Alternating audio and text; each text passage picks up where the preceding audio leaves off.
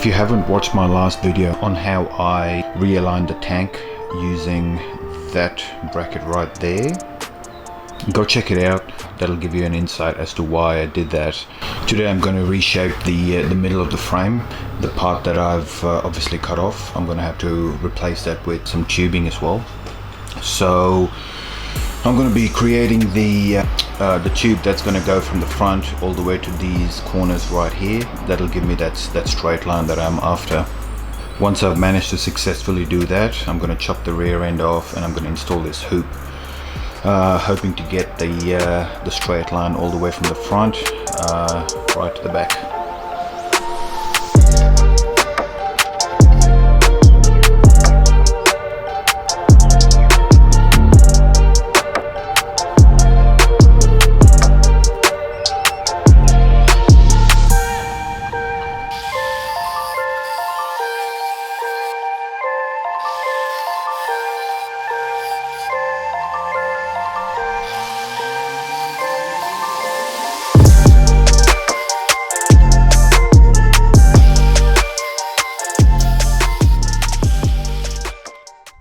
So that's basically what it looks like now. I've cut an angle on this corner and I cut an angle on that corner right there, but I had to trim a little bit from the top and the bottom in order to get that tube to fit pretty tight on both sides. I still have to do a little bit of trimming on here. Now the next step is to smoothen it all out because there's a lot of burrs and stuff in there, so I need to pull that off, use the flapper disc to give it a good clean, and we'll test for fitment again.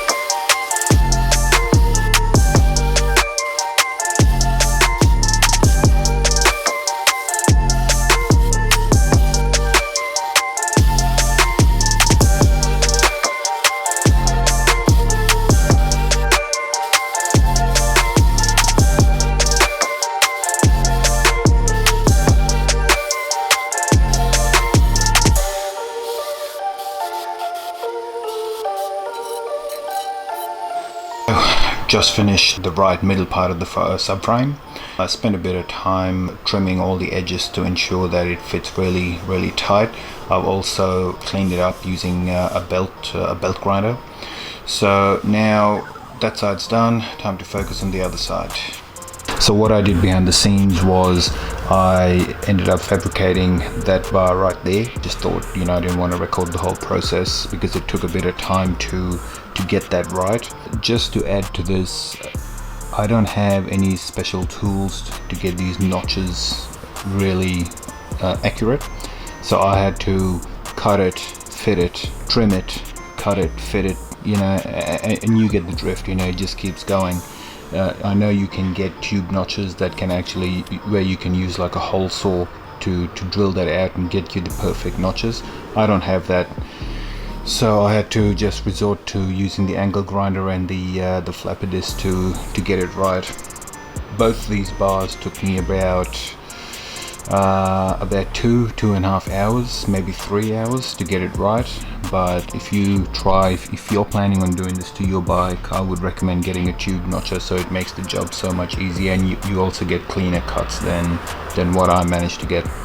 But this is the way it is now. I'm happy with the way it looks. It's given me the straight line. I'll give you a look from the back. So I've managed to get that straight line that I wanted.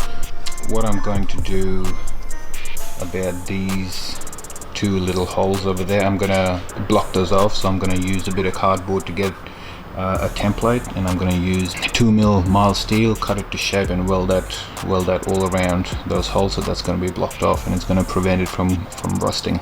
I'm gonna have another look at this to make sure I'm happy with everything, and then I'm gonna get to welding.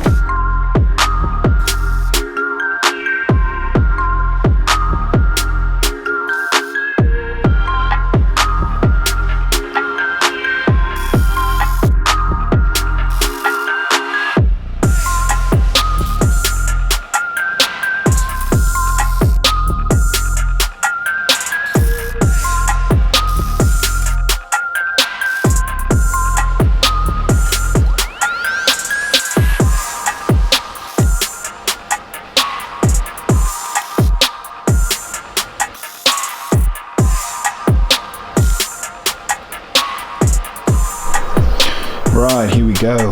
The center part of the frame has been welded up. I've given it a coat of black just to prevent it from rusting. My thoughts, I'm pretty happy with the way it's turned out. This bar right here is in line with the bottom of the fuel tank, so that's given me that straight line that I'm after, and it even joint up there pretty well. The next step would be to figure out where I want to have the hoop. So I'm gonna have to chop up the rear end, the rear subframe right there, and position the hoop as to where I want it to be.